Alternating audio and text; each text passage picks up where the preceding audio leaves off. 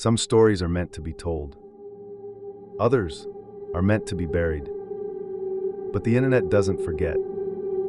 Hidden in long-forgotten forums, anonymous message boards, and deleted accounts are the stories that slipped through the cracks. Stories that were shared in desperation, late at night, by people who never wanted to relive them. You won't find me in the light. I exist in the spaces between a shadow on the glow of a laptop screen. Searching, reading, collecting. I sift through the confessions, the warnings, the accounts that were posted once and never again. I don't just tell these stories. I find them. Some are explainable. Some are coincidences. But then there are the others. The ones that stay with you. The ones that make you glance over your shoulder. The ones that seem too real to ignore. Welcome to the 3 a.m. voice. If you've made it this far, you're one of us now. These are the stories I've uncovered.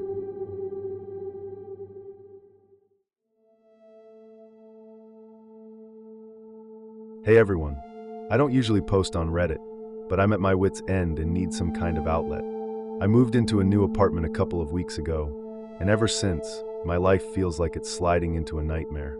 I'm hoping someone here might have an explanation for what's going on, or at least some advice. For context, this place was ridiculously cheap. It's an older building, sure, but the rent was almost too good to be true. When I met the landlord, he seemed nice enough, though he acted a bit jittery. He didn't ask for much paperwork either. He handed me the keys right away and hurried through the least details, barely making eye contact. I didn't think much of it until I noticed a locked door inside my apartment, down the end of a short hallway that branches off from the living room. On my first walkthrough, I tried the handle out of curiosity. It was stuck tight. I mentioned it to the landlord before I fully moved in, and he got weirdly tense. "It's off limits," he said. "Just a storage area the building keeps locked. Don't try to open it." Something in his tone unsettled me. When I asked why, he muttered something about structural damage and the door being unsafe. Then he literally walked away without a goodbye. I brushed it off, thinking he might just be one of those eccentric property owners. But the more time I spent alone in the apartment, the more that door began to stand out. I tried not to obsess over it. I'm not the type who needs to poke my nose into everything. The apartment itself is cozy enough: a small kitchen, a comfortable living room, a decent bedroom. The walls are old, with chipped paint in certain corners, and the floor creaks when I walk across it. Typical old building stuff. But that first night, something weird happened around 3:12 a.m. I woke up to this strange noise, like a dull creak or a groan that echoed through the walls. I figured it was just the ancient pipes. The air felt unnaturally cold, though. I even checked my thermostat, but it read the usual temperature. I climbed back under my blankets, telling myself I was overreacting. The next day, I tried to forget about it. I set up my furniture, hung some pictures, got groceries. Normal adulting. But that evening, as I was drifting off to sleep again, I heard more odd sounds in the hallway outside my bedroom. It was like a faint tapping, but when I got up and wandered around, I couldn't pinpoint the source. Eventually, I shrugged it off. Maybe it was the wind or some drafty window. On the second night, it got stranger. I'd been asleep for maybe a couple of hours when I abruptly woke up. My phone screen said 3:12 a.m. again. This time, I heard distinct knocks. 3 slow, deliberate knocks coming from the locked door. My heart started pounding so hard I could feel it in my throat. I didn't move for a full minute, just lay there holding my breath. Eventually, I forced myself to get up and investigate. My brain was still half asleep, so I flicked on the hall light, leaning around the corner to see if maybe someone was inside my apartment. Nothing, but the knocks continued. I inched closer, phone in one hand like it might protect me. Each knock reverberated through the silence. Then, right as I reached the door, the knocking stopped. I pressed my ear against the wood. Absolute silence, like the room on the other side was absorbing all sound. No whisper of movement. I tried the handle, still locked. My legs felt like jelly. After a minute or so, I backed away and returned to bed, adrenaline coursing through me. By the time morning came, I had managed maybe a couple hours of restless sleep. The apartment looked normal again. No signs of forced entry, no scratches on the door. I considered calling the landlord right then, but something told me he wouldn't give me a real answer. Besides, I wondered if maybe I'd dreamed it all. Old buildings make noises at night. Right? That day, though, my nerves were shot. I kept glancing toward the hallway, half expecting something to jump out, when the landlord unexpectedly knocked on my front door to check in. I almost screamed. He asked if everything was okay, and I told him about the strange knocks. He got that same tense expression and said, "Just ignore it, and don't ever try to open that door." Then he left again, leaving me with more questions than answers. By the third night, I started feeling like a character in some creepy story. My plan was to stay awake until 3:12 a.m., see if the knocking happened again, and maybe record it on my phone. I brewed some coffee, turned on a dim lamp in the living room, and tried to keep myself occupied with late-night TV. Time crawled. Midnight, 1 a.m., 2 a.m. My eyes were getting heavy, but I was determined. At around 3 a.m., I felt this inexplicable chill wash over me, and it wasn't just lack of sleep. The air definitely felt colder. I checked the thermostat again. It still said the same temperature, but my breath caught in my throat like I'd stepped into a freezer. Then 3:12 a.m. came. The TV screen flickered for a second, but the lights stayed on. I muted the sound and strained to listen. At first, nothing. Then it started. Another set of knocks, the same slow, deliberate tempo as before. I aimed my phone camera down the hallway, but my hand was shaking so badly I could barely keep it steady. I hesitated. Should I go closer? My stomach churned with dread, but I had to prove to myself I wasn't hallucinating. I crept down the hall until I was face to face with the locked door. The knock stopped again, but this time I heard something else, a whisper. It was faint, like someone on the other side was speaking directly against the wood. I couldn't catch every word, but I distinctly heard, "Let me out." That's when my courage evaporated. My breath came in short gasps, and I nearly dropped my phone. I wanted to yell, "Who are you?" but the words got stuck. Something about that whisper felt ancient, or maybe just desperate. I backed away, not taking my eyes off the door, and scrambled back to the living room. I left every single light on for the rest of the night. By morning, I felt half crazy from lack of sleep, but I still had to function. Go to work, act like everything was normal. I tried calling the landlord again. Your call has been forwarded to an Straight to voicemail. I texted him, asking if there was any chance the door led to another part of the building, or if someone was trapped in there. No reply. That evening, just before sunset, I worked up the nerve to examine the door more closely. I tapped on it from my side, then pressed my ear to the wood. Nothing. The doorknob itself looked old, with visible rust.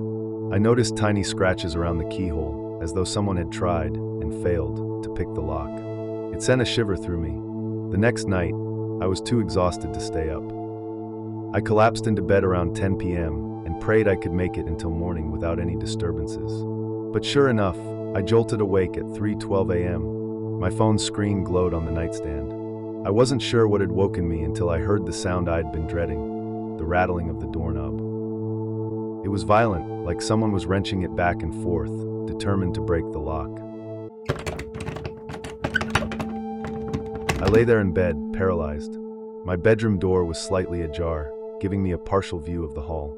My heart thundered so loudly I was afraid whoever, or whatever, was on the other side might hear it. The rattling went on for what felt like ages, but was probably only a few seconds. Then it stopped abruptly. Silence pressed in, so thick it felt suffocating. I stayed awake, too terrified to go check. Eventually, around dawn, I drifted off again, out of sheer exhaustion. When I woke, the doorknob in the hallway looked undamaged. No sign it had been shaken at all, but I knew what I'd heard. My hands trembled just touching the thing. I looked for scratches or dents. Nothing. I could almost believe I'd dreamed it, except I knew I hadn't. My sheets were damp with sweat, and the adrenaline still coursed through my veins. I decided enough was enough. I texted the landlord an ultimatum. "I need to talk to you ASAP about that locked room. Either you explain what's going on, or I'm reporting this to someone." Maybe that was an empty threat, but I was at my breaking point. No response came that day, or that evening. That's when the text messages started, from an unknown number. The first one landed right as I stepped out of the shower around 10 p.m. It read simply, "Why did you lock me in?" My stomach flipped. I almost dropped my phone. I typed back, "Who is this?" but got no answer. By midnight, I'd received 2 more messages. Let me out and don't leave me in the dark." Each time, my phone buzzed like a warning siren in an abandoned building. I felt trapped, not sure if I should call the police or throw my phone across the room. Some part of me suspected that the authorities wouldn't believe a word I said. I considered checking out a hotel for the night, but money's tight, and I couldn't bear the thought of leaving my apartment in the hands of whatever might be inside.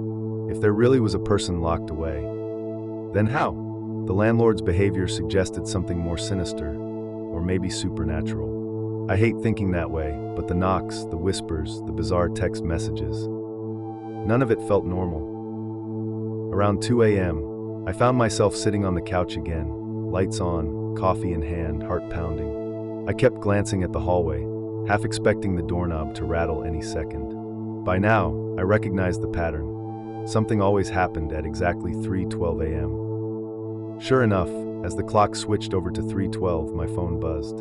Another message.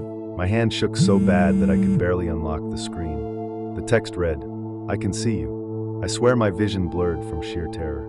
Then, in the periphery of my hearing, there was a familiar noise, a slow, agonized knock. I approached the hall, phone flashlight aimed at the door. The knock repeated, matching my every step. My hair stood on end. Then came the voice again, a raspy whisper. It formed words that were somehow both pleading and furious. "Why did you leave me here?" I couldn't respond. My throat was too tight.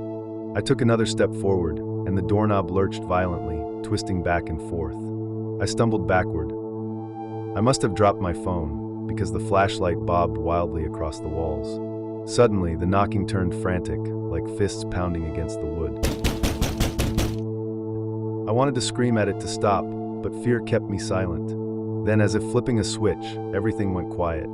Shaking, I scooped up my phone. 3:14 a.m. I'd only been in that hallway for 2 minutes. Yet it felt like an eternity. My phone screen displayed one more unread message. "It's too late now." I spent the rest of the night on edge, jumping at every tiny creak. By morning, I felt dead on my feet. No sign of forced entry, no footprints, no scuffs on the floor, just the same locked door that had haunted me for days. That afternoon, I finally got a text from the landlord. "I can come by tomorrow morning. Don't try to open the door." A surge of anger and relief washed over me. At least I'd get some answers. Maybe. But that same night, something even more disturbing happened. I was brushing my teeth when my phone buzzed again. Another unknown text. It said, "Answer me."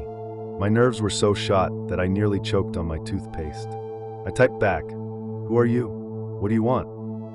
My message failed to send, no signal apparently, which made no sense, since I'd never had signal issues in the bathroom. I watched the bars on my phone flicker. Then, out of nowhere, my screen blinked, and another text popped up from that unknown number, like it was overriding my device. "Why did you lock me in?" it repeated. My hands were shaking so badly, I could barely keep hold of the phone. Right then, I heard a loud crash in the hallway. I ran out of the bathroom, not even turning the faucet off.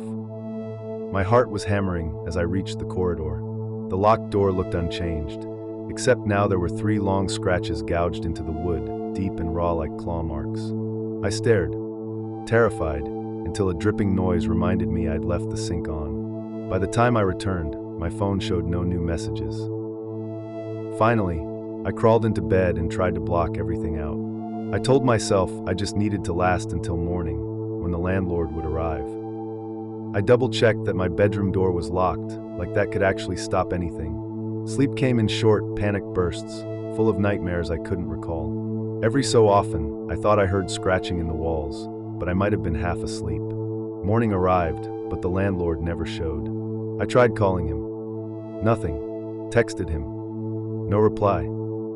I looked at the locked door with a mixture of rage and desperation. Whatever was in there seemed to be getting angrier, and I had no idea how to fix it. Last night was the worst yet. I woke at 3:12 a.m. to silence. Usually I'd hear knocking, rattling, or whispers. But this time, nothing. That might sound like a relief, but it was the kind of silence that feels wrong, like the calm before something terrible. Then my phone vibrated on the nightstand. Another unknown text. "Why did you lock me in?" My pulse thundered. I forced myself to check the hallway, phone flashlight shaking in my grip. That was when I realized the door was open. No broken lock. No forced entry. Just wide open. My blood ran cold as I saw wet footprints leading from the threshold into my apartment, disappearing near my bedroom. I followed them with trembling steps, but they just vanished in the middle of the floor. No sign of anyone. Now I'm sitting here with every light on, phone in hand, feeling something behind me whenever I turn around. I can't see it, but I sense it, waiting in the corners. The landlord still won't answer, and I'm afraid whatever was locked away is free now, and it's not going anywhere. I don't know what to do. Any advice?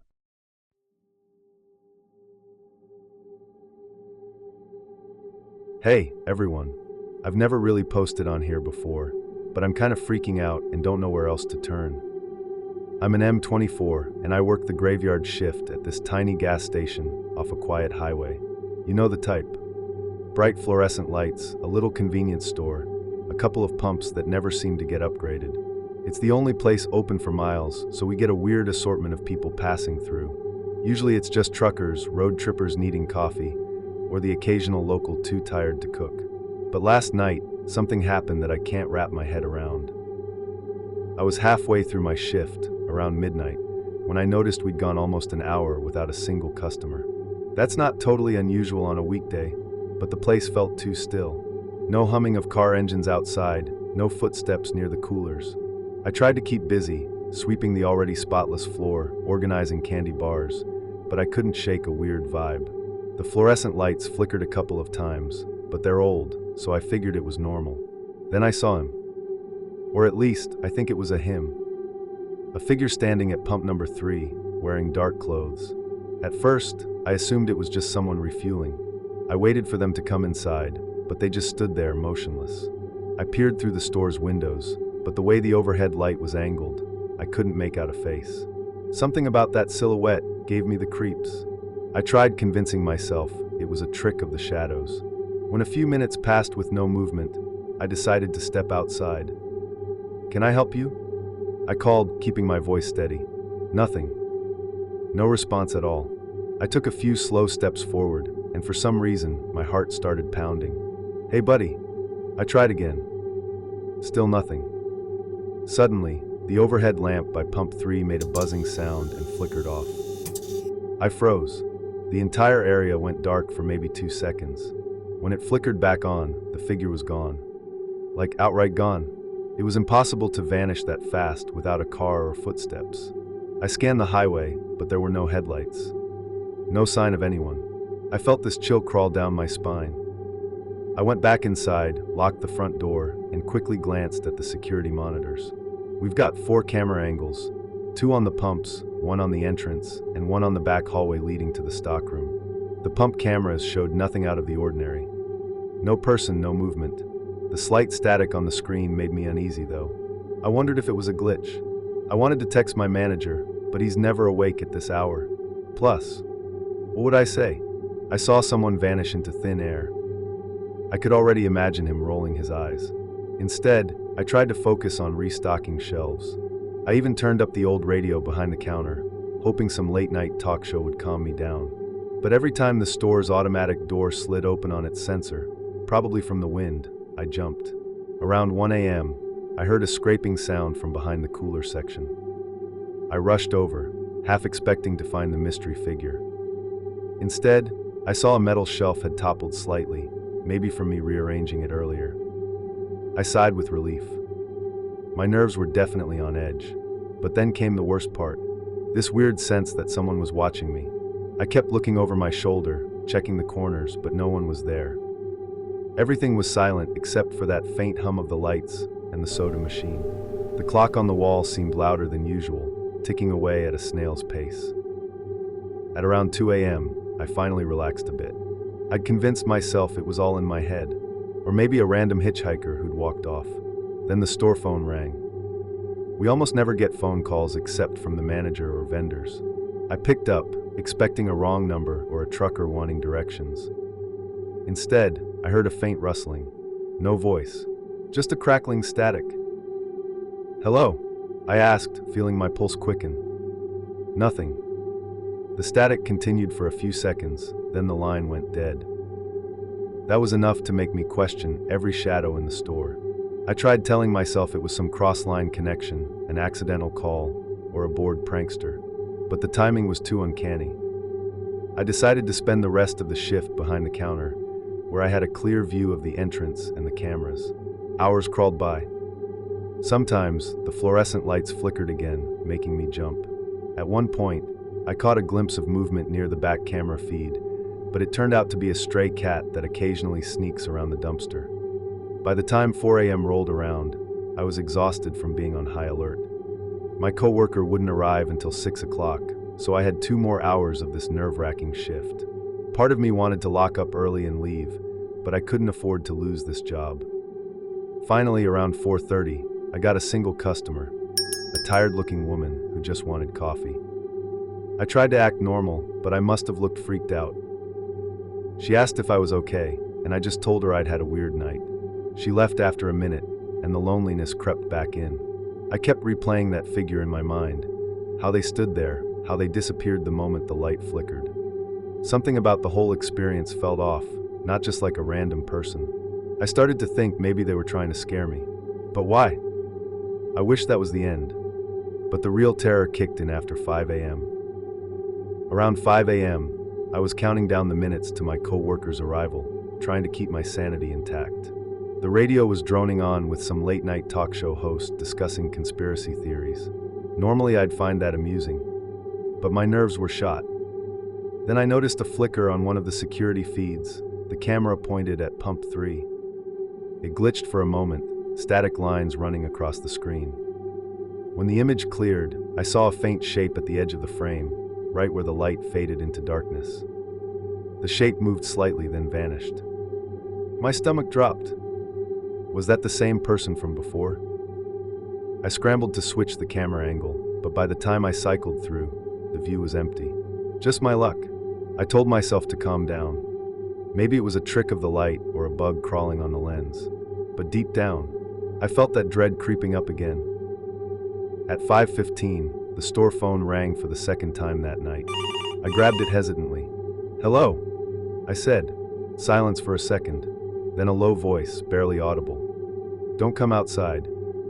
My heart thundered. I blurted, "Who is this?" But there was a click, and the line went dead. My palms were sweaty. I couldn't decide if I should call the cops. What would I tell them? That a shadowy figure and a cryptic phone call were scaring me? They might send a patrol car, or they might dismiss me as paranoid. In a small town like this, calls about weird stuff tend to get a shrug. A couple of minutes later, I heard a loud thump from outside. I jumped up, peering through the windows. At first, I saw nothing. Then I spotted movement behind the dumpster near the edge of the lot. The overhead lights cast harsh shadows, making it hard to see clearly. I inched closer to the glass. My reflection looked as terrified as I felt. Suddenly, something metallic banged against the dumpster, echoing in the still air. I caught a glimpse of a dark figure crouching by the trash bin. Before I could process what was happening, they stood up, turned toward the store, and took a step forward. My breath caught in my throat. I backed away, nearly knocking over a rack of candy. Then, just as abruptly, they retreated into the shadows. It was like they wanted me to see them, to know they were there. I couldn't just wait around for them to do something worse. Mustering my courage, I hurried to the back office, where we keep a phone that can dial out on a separate line. I thought maybe the store phone was being tampered with. I dialed the local police station. My mind raced with possible explanations. "Hello, I'm at the gas station on Route 16. There's someone lurking around. They've been calling me." I babbled, but the dispatcher was calm, asking me to slow down and give details. I explained the figure, the phone calls, the strange activity near the dumpster. The dispatcher said they'd send a patrol car. Relief washed over me, but I still felt uneasy. Would the intruder vanish again before they arrived? Would I sound crazy if they found nothing? The minutes dragged on. I checked the cameras obsessively, hoping the police would show up fast. At about 5:30, I thought I heard footsteps approaching the locked front door. Quiet, deliberate footsteps. My heart hammered. I ducked behind the counter, peeking through a gap in the candy display. The doorknob jiggled just slightly, as if someone was testing it. I wanted to shout, "Go away," but fear clamped my throat. Then came a gentle knock, like they were politely requesting entry. I stayed hidden, too scared to move. When the knocking stopped, I risked a quick look out the window. Nobody was there. The parking lot was empty except for my car and the small silhouette of the dumpster off to the side. Finally, a wave of red and blue lights swept across the lot. Two officers stepped out of their cruiser, scanning the area with flashlights. I practically sprinted to unlock the door and let them in. My hands were shaking so badly, I fumbled the deadbolt. They asked me questions. Did you see any vehicle? Where exactly was this person standing? Did they say anything? I gave them the best answers I could. But I felt ridiculous. We walked around the building, checked the dumpster, nothing. No footprints, no dropped objects, no sign that anyone had been there. After an awkward 15 minutes, they told me they'd do a quick patrol of the highway stretch and that I should call again if anything else happened. As they got back in the car, one cop gave me a sympathetic look, as if he could see the panic etched on my face. Then they drove off into the pre-dawn darkness. By now it was almost 6 a.m. My co-worker arrived, yawning and complaining about the early morning. He took one look at me and asked, "You okay? You look like you've seen a ghost." I tried to explain, but he just shrugged and said, "Weirdos are everywhere," like it was no big deal. Maybe he was right, or maybe he just didn't believe me. I left the store as soon as I could, practically sprinting to my car. All the while, I had the feeling that someone was watching from the shadows. I told myself the cops had scared off whoever was lurking, but deep down I wasn't so sure. That's when the real nightmare started, because the next shift was only a day away, and I'd have to come back. I tried not to think about it too much the next day, but my mind wouldn't let it go. Every time I closed my eyes, I imagined that figure at the pump or near the dumpster staring. I kept replaying the voice on the phone telling me, "Don't come outside." It was enough to make me dread going back. When my next shift rolled around, I arrived at the gas station with a knot in my stomach. My co-worker from the earlier shift was finishing up. "Any trouble tonight?" I asked, hoping he'd say no. He just shrugged. Quiet as usual. That should have comforted me, but it didn't. I relieved him, and he left me alone in that too-bright store again. Time ticked by in agonizing slowness. I circled the inside of the store, checking the back room, making sure all the doors were locked. Nothing seemed amiss. Maybe I really had overreacted the night before. At around 1 a.m., a trucker came in, bought some snacks, and left. For a moment, I relaxed. Having a normal interaction reminded me that the world wasn't entirely out to get me. I cleaned up some spilled coffee near the cappuccino machine, trying to keep my mind off the previous shift's drama. Then, at about 2 a.m., the phone rang again. My heart lurched. I picked it up with shaking hands, forcing out a hello. This time, it was my manager's voice, asking if I'd seen a missing deposit envelope. I nearly collapsed with relief, babbling that everything was fine. After we hung up, though, the tension returned.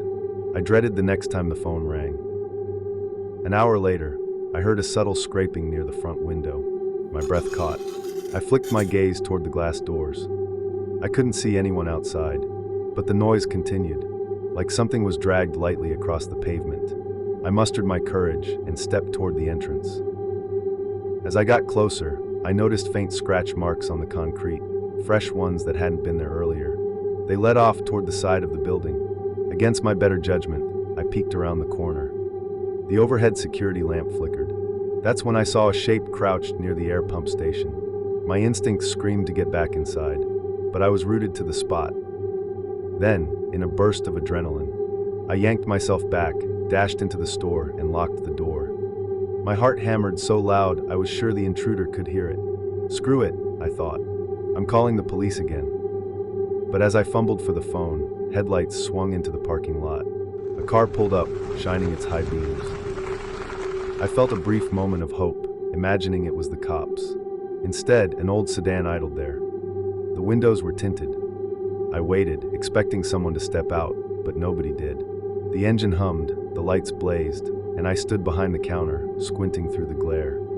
After what felt like an eternity, The sedan backed out slowly and drove off, disappearing into the night. Was that the same person?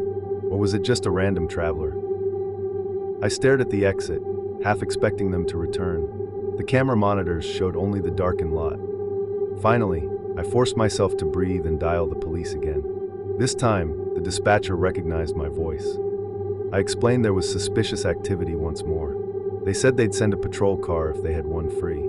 Small town, not many officers on duty. As I waited, the next hour was pure tension. Every shuffle of my shoes on the tile, every hum from the coolers, every flicker of the fluorescent lights made me jump. I couldn't ignore the creeping sensation that someone might be right outside.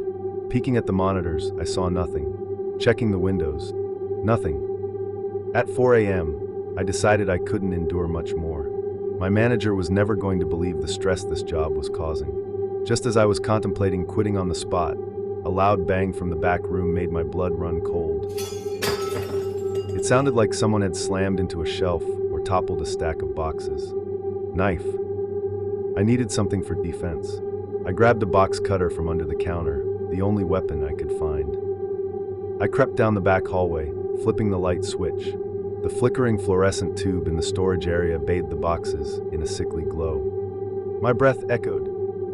A row of metal shelves had fallen over, scattered with snack boxes, but it looked more like someone had yanked them down. I spun around, expecting to see a figure behind me, but there was no one. My knees felt weak. My mind screamed to call the police again, but I'd already done that. What if they dismissed me as a crank? Before I could decide, I heard muffled footsteps from the main store area. Racing back, I found the door still locked. The footsteps faded away. The camera feed was glitching out again. I exhaled shakily, adrenaline surging. This was no mere prank. Someone was in or around the building, trying to terrorize me. Another excruciating hour crawled by, with no patrol car in sight. At long last, 6 a.m. rolled around, and my coworker arrived. I told him I was done, that I was going home right then. He stared at the toppled shelves, then at my pale face, and didn't argue. I walked to my car in the early morning light, scanning every corner. Nothing jumped out at me, but the sense of being watched remained as I drove off. The person, whoever they were, was escalating their attempts. That was the last graveyard shift I ever worked at that station, but the story isn't quite over yet. I quit a day later. My manager tried to guilt-trip me into staying, but I told him about the suspicious figure, the weird phone calls, and how the cops didn't find anything. He shrugged, saying no one else had reported problems. That made it worse, like maybe I was being singled out. A week after I left, I got a call from the same coworker who'd replaced me that morning. He sounded rattled. Said he, too, had seen someone lurking near the pumps at 3 a.m., but when he went out to confront them, they vanished. The next night, some stuff was moved around in the back room, even though the doors had been locked. I've since moved on to a different job, but I occasionally drive by that gas station if I'm heading out of town. I can't help peering at Pump 3, expecting to see that dark figure again. Part of me wonders if it was some local creep or a drifter with too much time on his hands. Another part of me questions how they disappeared so fast and manipulated the environment so easily. All I know is, if you ever work a lonely graveyard shift in a small-town gas station, keep your eyes open, because sometimes someone, or something, might be watching you from just beyond the flickering lights. I get a lot of stories sent to me. Some are believable, the kind of thing that could happen to anyone. Others feel like they were pulled straight out of a horror movie. When I first read this one, I was sure it fell into the second category. A little too dramatic, a little too cinematic, but there was something about the way it was written, something raw. The details weren't exaggerated. The pacing wasn't perfect, like the guy was just trying to get it all out.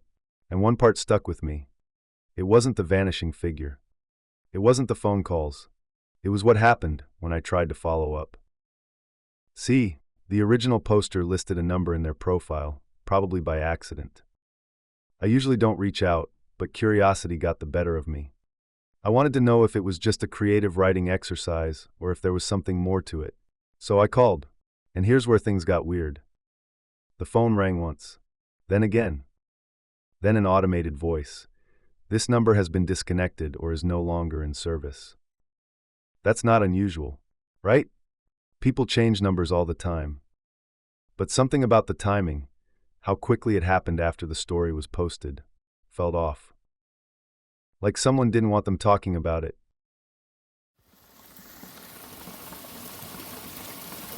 This story wasn't sent to me. I found it buried in an old, abandoned forum thread, one that hadn't been updated in years. The kind of place where every post feels like a ghost town, where usernames are long deleted, and where the only replies are from spam bots and the occasional lurker who wandered in by mistake.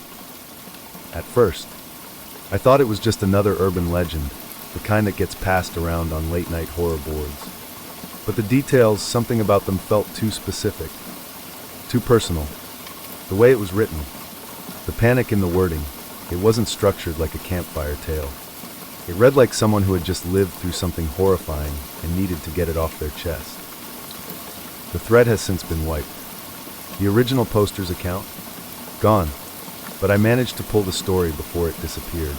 What you're about to hear is exactly as I found it, unedited, raw, and deeply unsettling. This is the last known record of what happened to a teenager left alone for the weekend. And if it's true, they were lucky to have made it out alive. Without further introduction, let's get into the story. Hey, everyone. This is my first post here, and I'm honestly not sure how to start. I'm 16, and I never imagined I'd be writing one of these scary experience stories. But something happened recently that made me realize how vulnerable we can be, even in our own homes. I don't know if I'm overreacting, but it genuinely shook me. So my parents went on a weekend trip, leaving me home alone for the first time. They trusted me to handle myself. No crazy parties, just normal teen stuff. The first night was uneventful. I made pizza rolls, binged some shows, and stayed up late. I even kind of liked the freedom. But the second night is when everything changed. It was around 9 p.m., and I was lounging in the living room, half watching TV. The motion-activated porch light flickered on outside. Normally, it's triggered by cats or raccoons rummaging around the trash bins. But I looked through the window anyway and saw a shape. It was just beyond the circle of light, making it hard to see clearly. My heart jumped for a second, but then I reasoned it was probably a neighbor or someone passing by on the sidewalk. A few minutes later, I switched off the TV to head into the kitchen. As soon as I did, I thought I saw movement in the yard. Something darted behind a tree. I stood there, blinking, trying to figure out if I was just seeing shadows. The yard was dimly lit by the porch light, so it was easy to mistake a branch's movement for a person. Except I couldn't shake the feeling that I was being watched. I even walked to the back door to confirm it was locked. It was. I checked the windows, also locked. I told myself I was overthinking it. Still, I closed all the curtains. Better safe than sorry, right? An hour later, I was in my room, scrolling through my phone, when I heard the front gate creak open. The gate always makes this distinctive screech, so I knew it wasn't just my imagination. Slowly, I peeked through the blinds. The porch light had turned on again, illuminating a slice of the yard. No one was visible, but the gate was swinging slightly, as if it had just been pushed. A cold feeling settled in my gut. I grabbed my phone, planning to text my parents, but they were probably out to dinner. I didn't want to seem like I was freaking out over nothing, so I resisted. Besides, if someone was really out there, they'd have no easy way inside. Everything was locked. Then a soft tapping sound came from the window directly below my bedroom. 3 light taps, like fingers brushing against the glass. My stomach knotted. I forced myself to look out again, but the angle made it impossible to see anything without opening the window. And there was no way I was doing that. I kept trying to rationalize. Maybe the wind was blowing a tree branch, or an animal was scuttling around. But it didn't feel right. The taps were too deliberate. I decided to go downstairs, turning on every light I could. In horror movies, people always stumble around in the dark. Not me. I wanted the entire house lit up like a Christmas tree. I even checked the front door's peephole. The porch was empty, the motion light glaring into the night. I thought about calling the police, but what would I say? I think maybe there's someone in my yard. They'd probably come check, find nothing, and give me a lecture on prank calls or paranoid teenagers. So I did nothing. I tried to distract myself by scrolling social media in the living room. That's when the doorknob jiggled. just once, but enough to make my heart stop. I froze, not even breathing, listening to the rattle. Then it happened again, slightly more forceful.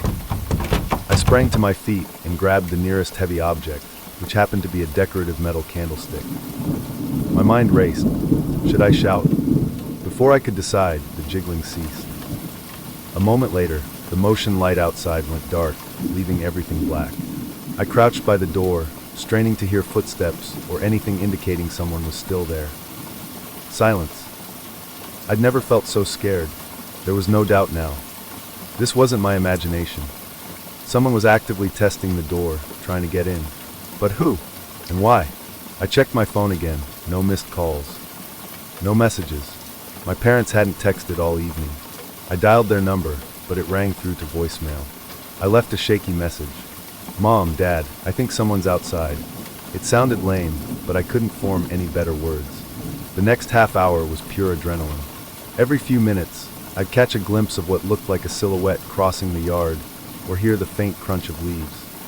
I nearly called the police, but a stubborn voice in my head kept saying, maybe it's just the neighbor's son messing around. I couldn't handle the uncertainty much longer. Then, at about 11:30 p.m., a loud knock at the front door shattered the tension completely. The knock came again, hard and insistent. My heart thundered in my chest. Normally, I'd look through the peephole, but fear rooted me in place. The house was eerily silent, except for that knock. When it stopped, I forced myself to creep toward the door. I inched up to the peephole, holding my breath. On the other side stood a tall figure in a dark hoodie, face obscured by the shadows of the porch. I choked back a gasp. Definitely not any neighbor I recognized. 1,000 thoughts swirled in my head. Should I yell at them to leave? Pretend nobody's home? Call the police? Before I could decide, the doorknob rattled violently, and the figure slammed a palm against the door.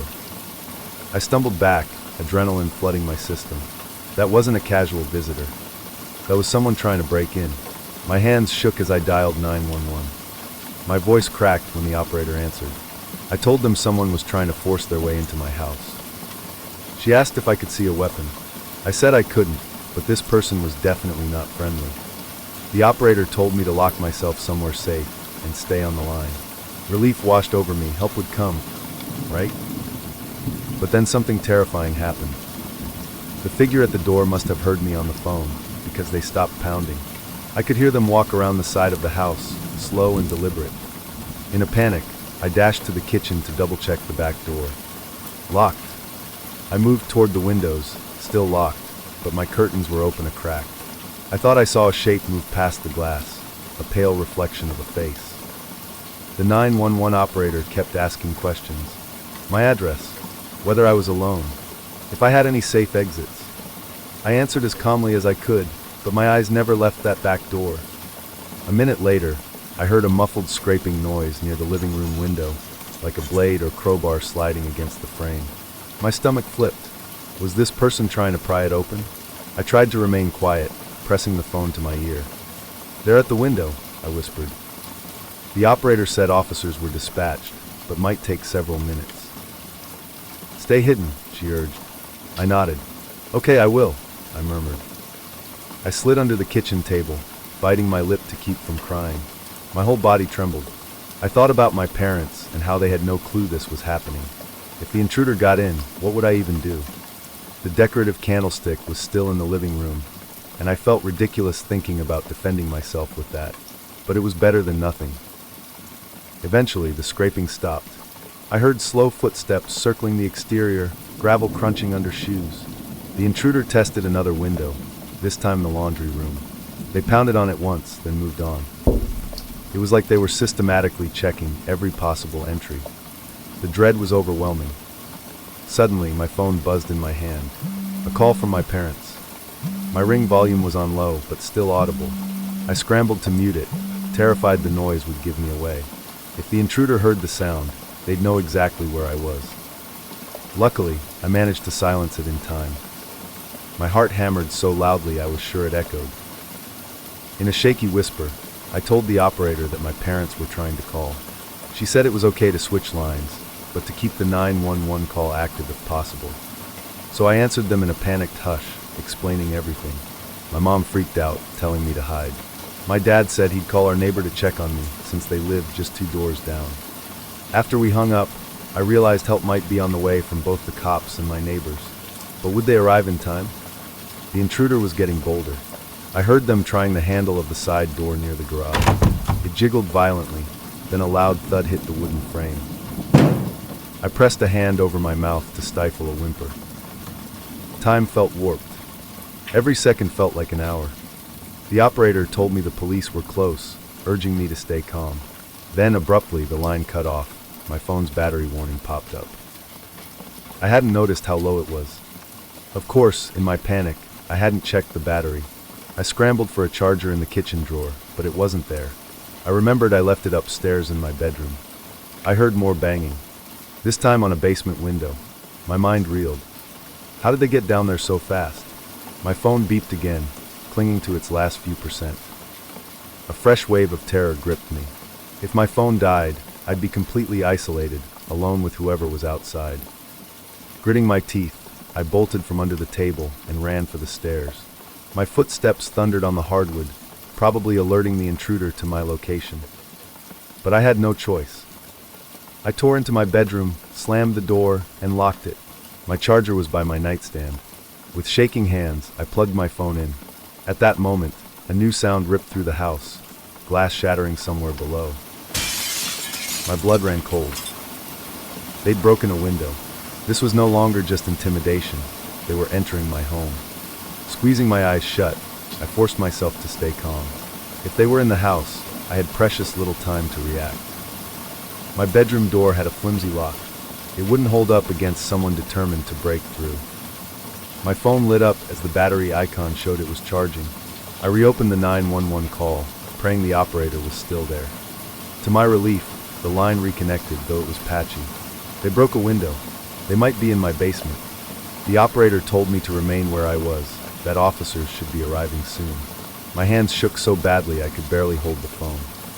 Footsteps now echoed from somewhere in the house, deliberate, slow. I could hear them on the floorboards, possibly near the living room. My mind raced. If I jumped out my bedroom window, I'd land on a patch of bushes.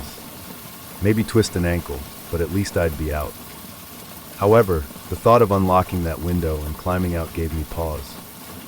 What if the intruder was already outside? A sudden, jarring noise came from the hallway, like someone shouldering against a door. My pulse spiked. Were they trying random rooms, or did they know I was here?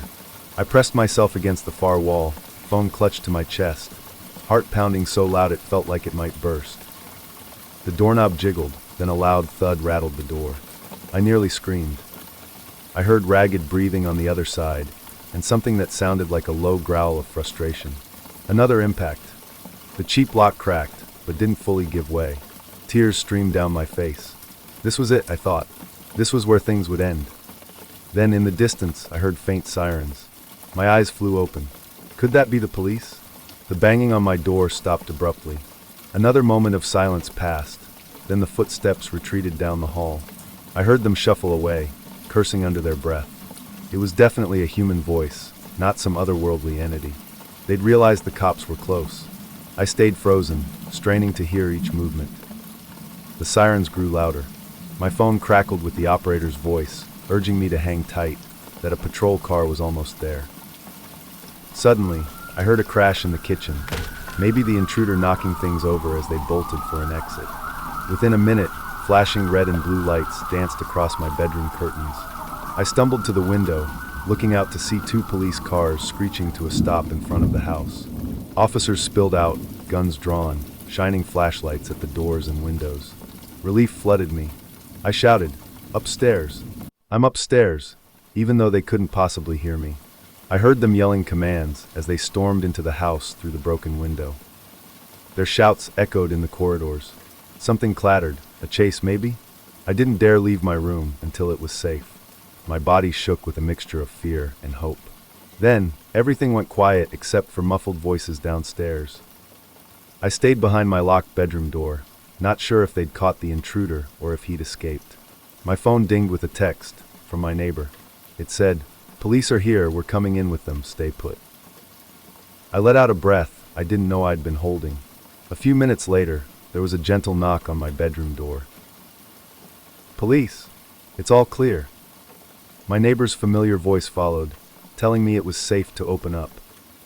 I unlocked the door to find 2 officers plus my neighbor, all looking concerned. One officer explained they saw signs of forced entry on a basement window, but whoever it was had fled before they arrived. They searched the house, no sign of the intruder. My neighbor wrapped me in a hug, asking if I was okay. I just stood there, trembling, feeling equal parts relief and terror. The police asked me for a description, but I couldn't give a clear one. All I'd seen was a tall figure with a hoodie. No distinct face, nothing that would help them track the person. I felt useless. We walked through the house, surveying the damage. In the basement, a window pane was completely smashed. Furniture near it was overturned. A few random items had been knocked to the floor in the living room and kitchen, presumably while the intruder searched for valuables, or for me. The officer shook his head. "You're lucky your neighbors came when they did." Lucky wasn't the word I'd use. I felt violated, terrified, and drained. Once the police were done, they left with a promise to patrol the area for any leads. My neighbor stayed, helping me board up the broken window. I kept glancing over my shoulder, as if I expected the intruder to pop out from a dark corner at any second. Eventually, exhaustion won out, and I slumped onto the couch. The rest of the night was a blur of uneasy dozing and startled awakenings at every creak in the house. Whenever I drifted off, I dreamed about footsteps in the hall, doorknobs rattling, and that dreadful moment the intruder tried to break into my room. I couldn't shake the image of that dark hoodie, the face I never really saw, and the possibility that they might come back. By morning, my parents arrived, frantic. I recounted everything, the gate opening, the doorknob rattling, the shattered window. I felt an odd mixture of relief and guilt. Relief they were there, guilt that I'd somehow failed to keep the house safe. Mom and Dad reassured me it wasn't my fault. They said we'd figure it out, maybe install cameras and better locks. Things haven't been the same since. My parents upgraded all the locks, installed new motion lights, and even put in a security camera that points at the backyard. I don't sleep well, though. Every little sound sets me off. I keep thinking about how the intruder knocked, then tried every possible way to get in. If the cops and my neighbors hadn't arrived. I posted this because I need to get it off my chest. If you're ever home alone and sense something's off, trust your gut. Double-check the locks. Call for help if anything even slightly suspicious happens. It's not worth the risk of waiting until someone's actually at your door, jiggling the handle. The police never caught the guy. No leads. No further sightings. Part of me wonders if he'll try another house, or if he's already moved on. I also wonder if he was stalking me specifically, or just looking for any easy target. Either way, I'm grateful for my neighbors stepping in and calling the police. Without them, who knows what might have happened. Stay safe, everyone. Lock your doors, listen for those unexplained noises. Because sometimes the scariest thing isn't a ghost or a monster. It's the real human outside your window.